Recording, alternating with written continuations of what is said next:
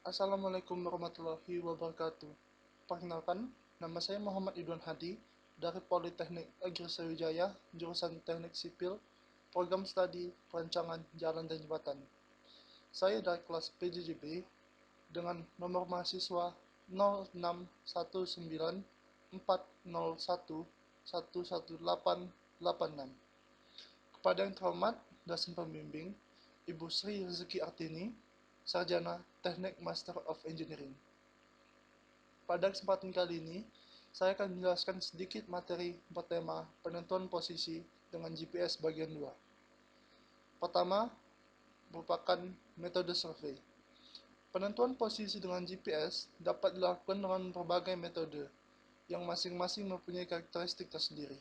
Secara umum, metode penentuan posisi dengan GPS dapat dikelompokkan atas beberapa metode, yaitu absolute, differential, static, rapid static, pseudo-kinematic, dan stop and go. Berikut contoh survei dari tabel. Metode penentuan posisi dengan GPS terbagi atas dua kategori, yaitu survei dan navigasi. Masing-masing kategori terbagi atas dua metode, yaitu metode absolute dan metode diferensial. Selanjutnya, metode absolute dan metode diferensial dapat dilakukan dengan cara real-time dan post-processing. Selanjutnya, saya akan menjelaskan 3 contoh metode survei dan menjelaskan secara singkat penentuan tinggi dengan GPS. Yang pertama adalah metode survei statik singkat, yaitu penentuan posisi dengan menggunakan dua alat receiver di mana satu alat diam dan satu lagi berpindah dari satu titik ke titik yang lainnya dengan waktu okupansi pada titik tersebut cukup singkat, secara 5-10 menit. Metode survei singkat statik atau rapid static ini merupakan penentuan posisi secara statik yang dengan waktu pengamat yang singkat. Metode ini rentan terhadap efek kesalahan dan bias.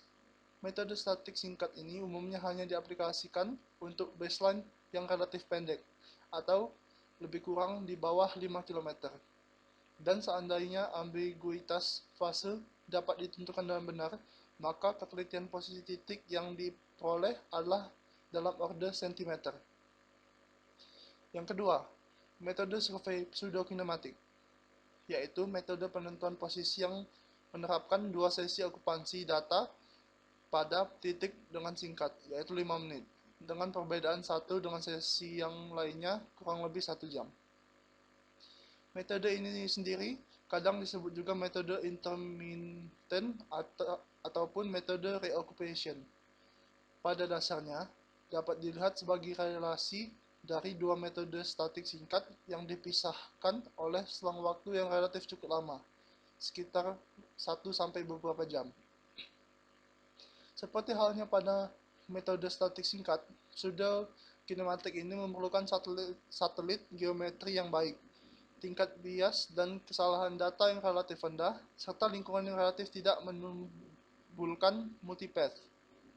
Dan yang terakhir, metode survei stop and go, yaitu metode penentuan posisi yang dilakukan dengan receiver GPS atau GNSS yang bergerak dari satu titik ke titik yang lainnya.